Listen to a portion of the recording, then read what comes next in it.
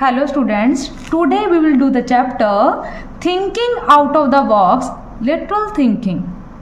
तो वे टाइटल का क्या मीनिंग है कि कुछ अलग सोचना, कुछ अलग करना, बाकी लोगों से कुछ डिफरेंट करना। तो let us start the chapter. बेटे इसका कोई राइटर नहीं है, ये एक आर्टिकल है, इंटरनेट से लिया हुआ है। तो let us start. Many years ago in a small Indian village, a farmer had the misfortune of owing a large sum of money to a village moneylender। तो छोटी छोटी सी स्टोरीज है इसमें। तो काफ़ी साल पहले की बात है, एक छोटा सा विलेज है, उसमें एक फार्मर रहता है अपनी बेटी के साथ। A farmer had the misfortune, कोई इसको एक प्रॉब्लम आन पड़ती है, कोई मुसीबत आन पड़ती है उसके ऊपर, तो उसको owing a large sum of money, तो उसे पैसे उधार लेने पड़ते हैं। किससे? To a village money lender से। तो काफ़ी टाइम्स की पहले की बात है, एक छोटे से विलेज में एक फार्मर रहता था, उसके ऊपर कोई मुसीबत आन पड़ी, कोई प्रॉब्लम आ गई उसकी लाइफ में, तो उसे लार्ज सम ऑफ मनी उधार लेना पड़ा। किससे? मनी लेंडर से। The money lender who was old and अगली, तो जो मनी लेंडर था वो कैसा था बेटा? ओल्ड था, अगली था। अगली क्या होता है? Not beautiful. ब्यूटीफुल का ऑपोजिट है, एंटोनियम है ब्यूटीफुल का। तो मनी लेंडर ओल्ड था, अगली था। Fancied the farmers beautiful daughter, तो फार्मर की डॉटर के ऊपर वो फैंसीड हो गया, मोहित हो गया। सो ही प्रपोज्ड अ बार्गेन, तो उसने बार्गेनिंग करने की सोची। He said he would forgo the farmer's debt if he could marry the farmer's daughter. तो उसने कुछ बार्गेनिंग करने की सोची, तो उसने सोचा, क्या सोचा? ही सेड ही वुड फॉरगो, उसने बोला कि वो कर्जे को फॉरगो कर देगा। But is the meaning of forgo is माफ करना। वो बोलता है कि मैं कर्जे को माफ कर दूंगा if he could marry the farmer's daughter, जब फार्मर अपनी बेटी की शादी उससे कर देगा। किससे? मनी लेंडर से। Both the farmer and his daughter were horrified by the proposal, तो फार्मर एंड उसकी जो बेटी है ना, दोनों हॉरिफाइड हो जाते हैं कि ये कैसा प्रपोजल है। So the cunning money lender suggested that they let providence decide the matter. तो कनिंग मनी लेंडर बहुत ही कनिंग था वो, तो उसने सजेशन क्या दिया कि कोई बात नहीं, देखते हैं, लक जो प्रोविडेंस है, गॉड है, लक है, वही करेगा तो matter decide. He told them that, उसने कोई टेक्निक बनाई अपने माइंड में। He told them that he would put a black pebble and a white payable into an empty money bag. तो उसने क्या कोई गेम खेली, उसने कोई अपने माइंड में ना कोई टेक्निक बनाई कि ऐसे करते हैं, एक एम्प्टी मनी बैग लेते हैं, ठीक है, एम्प्टी मनी बैग लेते हैं, उसमें ब्लैक पेबल डाल देते हैं, एक वाइट पेबल डाल देते हैं। ब्लैक पेबल काला कंकर एंड वाइट पेबल सफेद। एक एम्प्टी मनी बैग में एक ब्लैक पेबल डाल देते हैं, एक वाइट पेबल डाल देते हैं।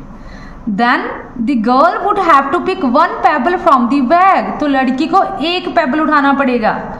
If she picked the black pebble, जब लड़की ब्लैक पेबल उठाएगी, इसका क्या मतलब होगा? She would become his wife, उसको मनी लेंडर के साथ मैरिज करवानी पड़ेगी। And her father's debt would be written off, एंड उसके फादर का कर्जा माफ हो जाएगा। If she picked the white pebble, जब लड़की वाइट पेबल उठाएगी, she need not marry him, उसको मैरिज करवाने की जरूरत नहीं है। And her father's debt would still be written off, और उसके फादर का कर्जा माफ हो जाएगा। देखो, दो उसने बातें रखी। जब लड़की ब्लैक पेबल उठाएगी तो उसे मनी लेंडर के साथ मैरिज करवानी पड़ेगी और उसके फादर का जो कर्जा है वो माफ हो जाएगा। और नंबर 2, जब लड़की वाइट पेबल उठाएगी तो उसको मनी लेंडर के साथ मैरिज नहीं करवानी पड़ेगी और उसका कर्जा भी माफ हो जाएगा। But if she refuse to pick a pebble, her father would be thrown into the jail. लेकिन जब उसका जो फादर है वो इफ लड़की जो है वो मना कर देती है कि मैंने कोई पेबल नहीं उठाना, तो उसके फादर को जेल में फेंक दिया जाएगा। तो they were standing on a pebble strewn path in the farmer's field. तो वो कहाँ पर खड़े हैं? फार्मर के खेतों के एक पूरा जो पाथ है वो पेबल स्ट्रीन पाथ मीन्स के पूरा जो रास्ता है ना पेबल से भरा हुआ है। जैसे खेतों के सामने जो भी पाथ होता है वो पेबल से भरा फुल होता है, तो ऐसे वो रास्ता था फार्मर के खेतों के सामने। तो एज दे टॉक्ड, तो तीनों वहां पर खड़े थे। एज दे टॉक्ड, कौन कौन था? मनी लैंडर था, फार्मर था एंड उसकी बेटी थी। तो एज दे टॉक्ड, जैसे वो बातें कर रहे थे, the money lender went over to pick up 2 pebbles. तो बातों बातों में क्या किया? मनी लैंडर ने 2 पेबल्स उठाए। कितने कंकर थे वहां पर, कितने पत्थर थे? तो उसने 2 पेबल्स उठाए उसमें। As he pick them up, तो जैसे उसने पिक किए 2 pebble, the sharp eyed girl noticed that he had picked up 2 black pebbles and put them into the bag. तो वो लड़की ने क्या किया?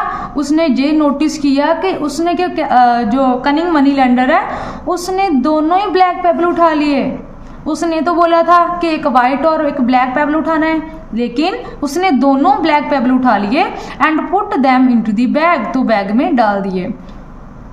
ही then asked the girl to pick a pebble from the bag. तो उसने लड़की को बोला कि अब किसने? मनी लेंडर ने। मनी लेंडर ने बोला तो अब आप ऐसा करो कि एक पेबल को उठाओ बैग में से।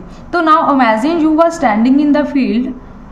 तो अब जो राइटर बोल सकते हैं, तो हमें बोल रहे हैं वो कि इमेजिन करो you are standing in the field. उस लड़की की जगह आप होते खेत में खड़े हुए, what would you have done if you had been the girl.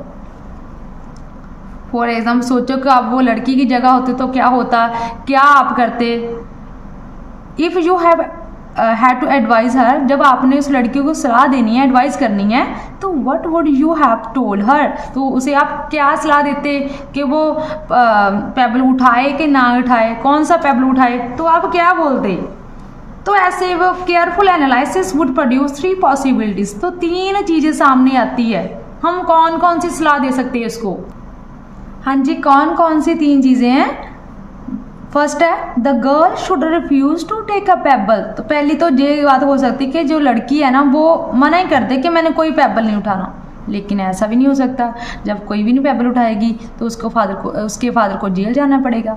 The second one is the girl should show that there were 2 black pebbles in the bag and expose the money lender as a cheat. तो एक और तरीका है, लड़की कह सकती थी कि यस के जे शो कर दे, जे एक्सपोज कर दे कि मनी लेंडर ने दोनों ब्लैक पेबल डाले हैं बैग में, ऐसे भी नहीं करेगी वो। Third one is the girl should pick a pebble, the girl should pick a black pebble and sacrifice herself in order to save her father from death and imprisonment. तो एक बात और हो सकती है, लड़की ब्लैक पेबल उठा ले एंड अपने आप को सैक्रिफाइस कर दे एंड इससे क्या होगा, उसके फादर का कर्जा माफ हो जाएगा और जेल जाने से बच जाएंगे उसके फादर। तो take a moment to ponder over the story. तो what is the meaning of ponder is think about, ठीक है। वो बोलते हैं कि थोड़ा सा सोचो इस स्टोरी के बारे में, क्या होएगा, कैसा करे वो लड़की। The above story is used with the hope that it will make us appreciate the difference between literal thinking and logical thinking. ये हमको बताती है it will make us appreciate the difference। किस चीज में डिफरेंस, कि लेटरल थिंकिंग क्या है, लॉजिकल थिंकिंग क्या है, कि कोई लॉजिक के साथ हम इसका सोल्यूशन कर सकते हैं। एंड जो लड़की का जी प्रॉब्लम है वो ट्रेडिशनल थिंकिंग के साथ नहीं सॉल्व हो सकती। Think of the consequences if he chooses to the above logical answers. तो अब वो रहे कि जो आपने 3 चीज़ें बताई है कि लड़की पेपर उठा ले और नहीं तो उसको डिस्क्लोज कर दे, उसके जो भी है उसने शैतानी खेली है उसको डिस्क्लोज कर ले, लेकिन इसके रिजल्ट अच्छे नहीं होंगे। What would you recommend the girl to do, तो आप क्या रिकमेंड करोगे लड़की क्या करे। This is what the girl actually did, तो लड़की ने एक्चुअल में किया क्या।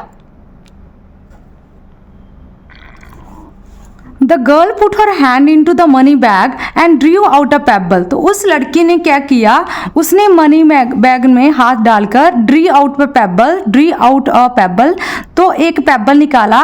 Without looking at it she fumble and let it fall in to the pebble strewn path, तो उसने क्या किया, विदाउट लुकिंग उसको पेबल स्ट्रीन पाथ पर फेंक दिया, तो where it immediately became lost among all other pebbles, तो लड़की ने जे टेक्निक बनाई, उसने भी शार्प माइंडेड गर्ल थी, उसने भी नोटिस कर लिया था कि जो कनिंग मनी लेंडर है ना, उसने दोनों ही ब्लैक पेबल पाई है।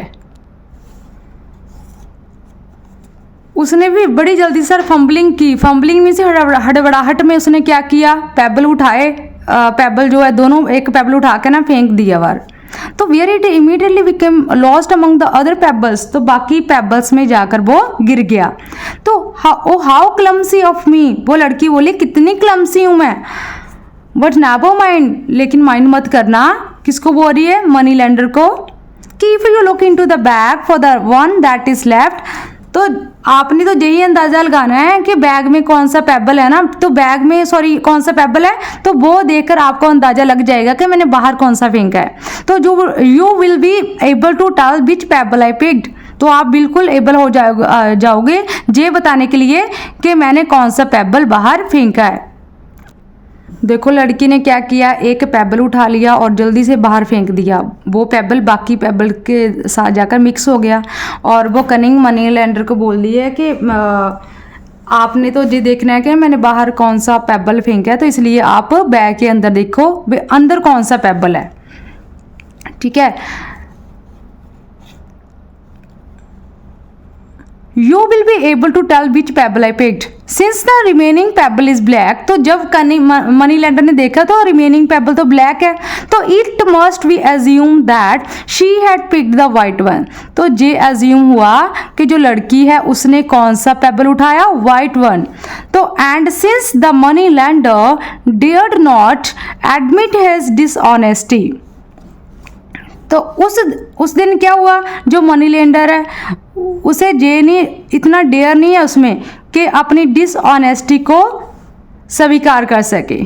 The girl changed what seemed an impossible situation into an extremely advantageous one, तो लड़की ने क्या किया बेटा, लड़की ने लेटरल थिंकिंग का यूज़ किया, इम्पॉसिबल सिचुएशन को पॉसिबल वन कर दिया। कैसे, देखो दो ब्लैक पेबल थे, उसने बहुत ही चालाकी से दो ब्लैक पेबल वहाँ पर बैग में रख दिए, तो जब वो पेबल उठाती सभी के सामने तो उसे मैरिज करवानी पड़ती, कोई भी पेबल उठाती क्योंकि दोनों तो ब्लैक है। अब उसने एक ब्लैक पेबल बाहर फेंक दिया, ठीक है, तो इसका क्या मतलब हुआ, अज्यूम तो ऐसे हुआ ना कि उसने वाइट पेबल बाहर फेंका है, तो वाइट पेबल का क्या मीनिंग है कि उसको मनी लेंडर के साथ मैरिज भी नहीं करवानी पड़ेगी और उसका कर्जा भी माफ हो गया। तो what does this story teach us, तो ये स्टोरी हमें क्या सिखाती है, is it that the most complex problem do have a solution, तो ये जो स्टोरी है हमें ये सिखाती है कि जितनी मर्जी कॉम्प्लेक्स प्रॉब्लम है, जितनी मर्जी डिफ़िकल्टी है, उसका हर एक चीज़ का सोल्यूशन है, हर एक प्रॉब्लम का सोल्यूशन है।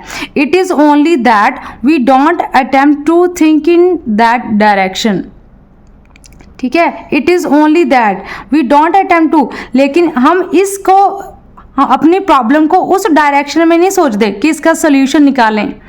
It teach us to think out of the box और थिंक लिटरली, तो इसका क्या मतलब है, हमें आउट ऑफ द बॉक्स सोचना चाहिए, कुछ अलग करना चाहिए, कुछ अलग सोचना चाहिए, एंड थिंक लिटरली, हमारी जो थिंकिंग है वो लिटरल थिंकिंग होनी चाहिए, आउट ऑफ द बॉक्स, बाकी सभी से अलग होनी चाहिए।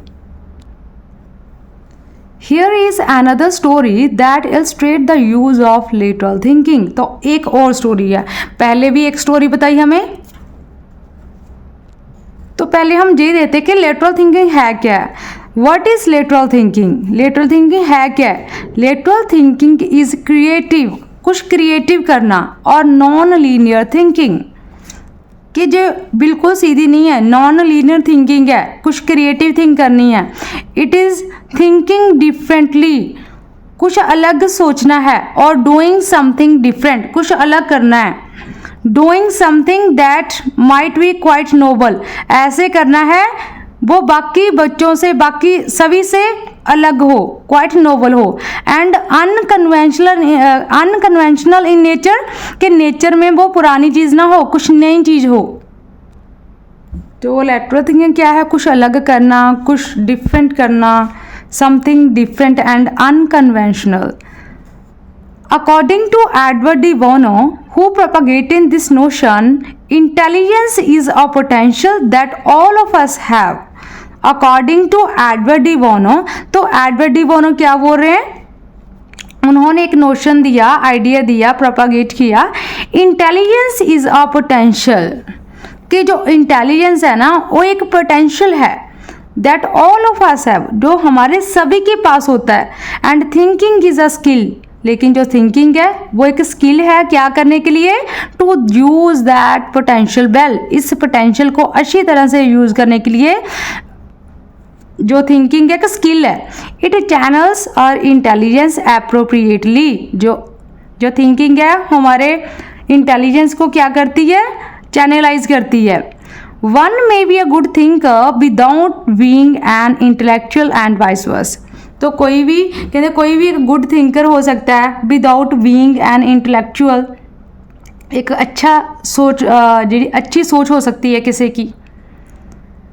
Here is another story that illustrate the use of lateral thinking, तो एक और स्टोरी हमें बताई है जिससे ये पता चल रहा है हमें कि लेटरल थिंकिंग को कैसे यूज करना है। अ millionaire named Thomas walked into a popular bank in the middle of New York City and requested to speak to a loan officer.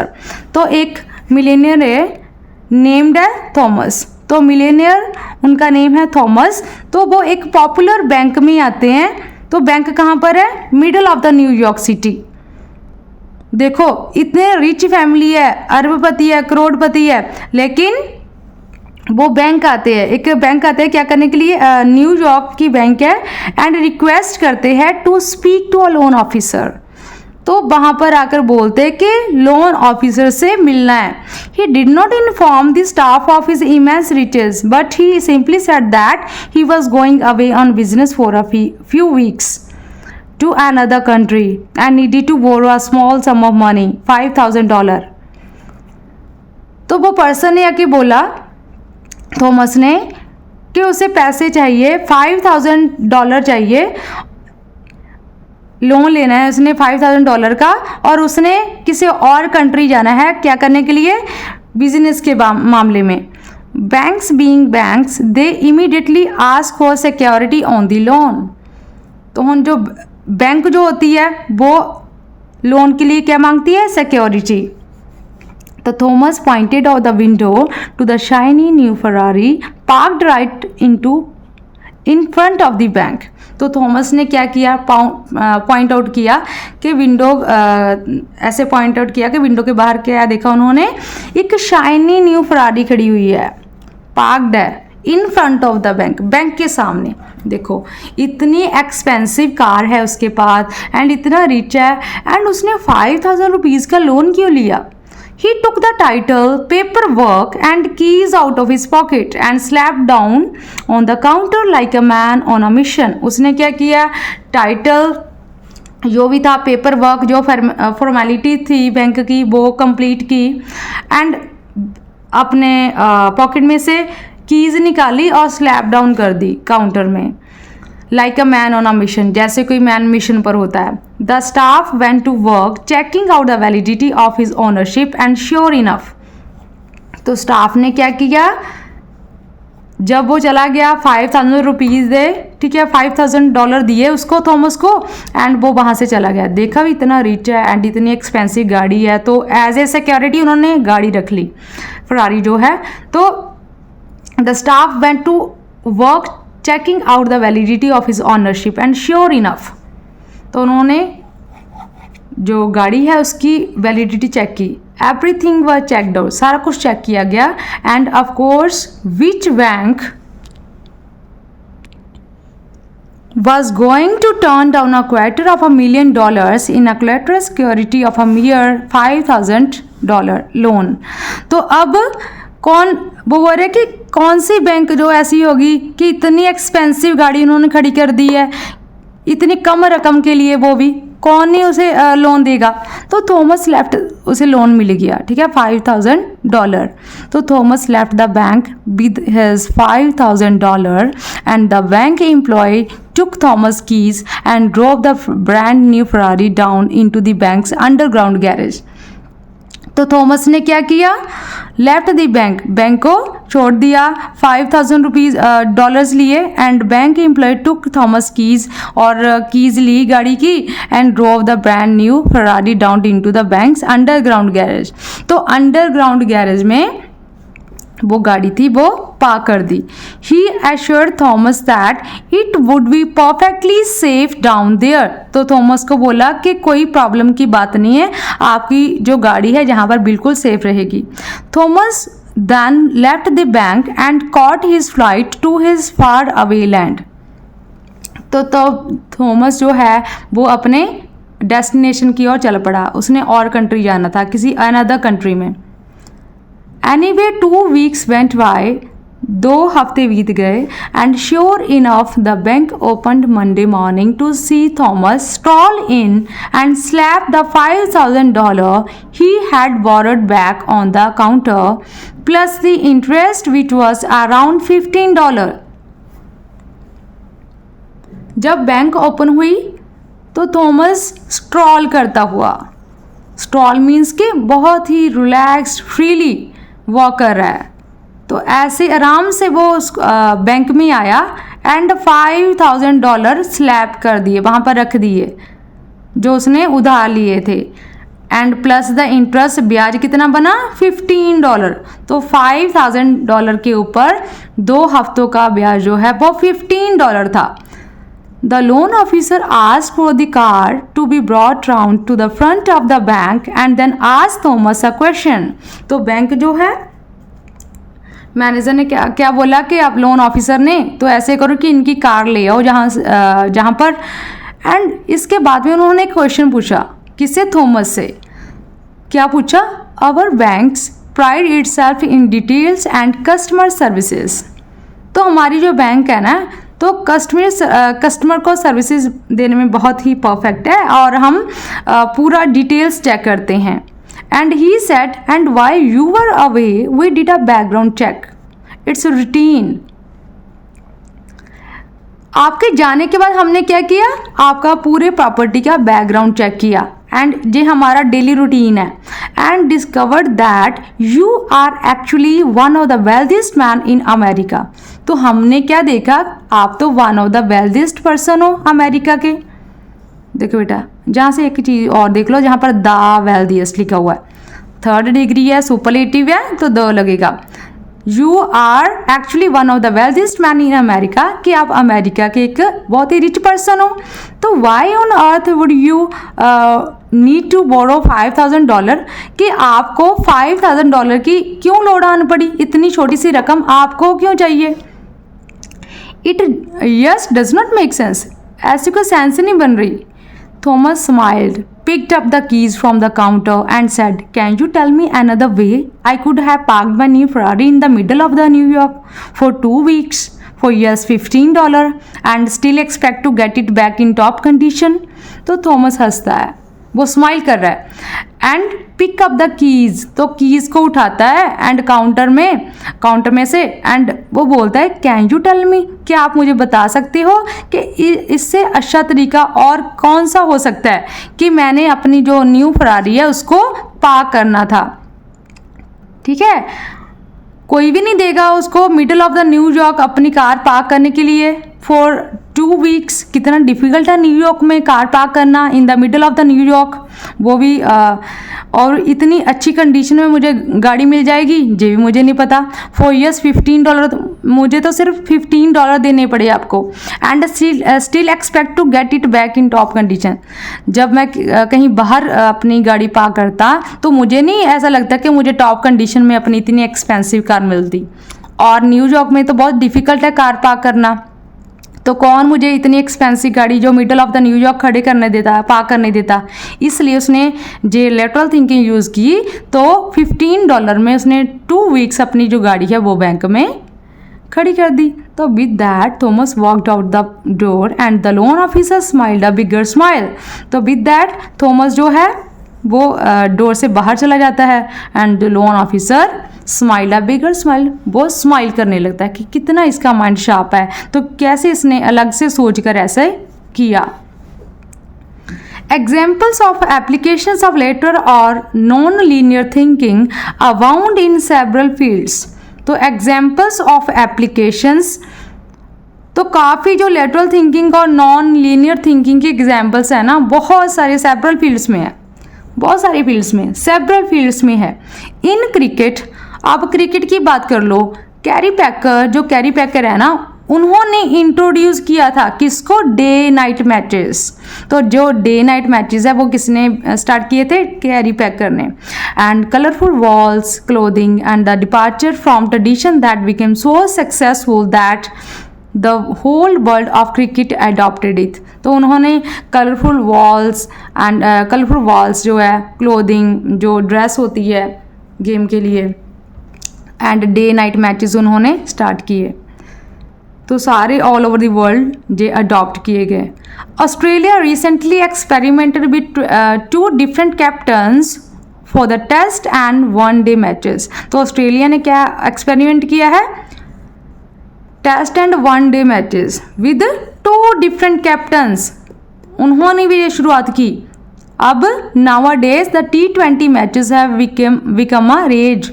तो अब T20 मैचेस जो है वो एक रेज बन गए हैं, पॉपुलर हो गए हैं।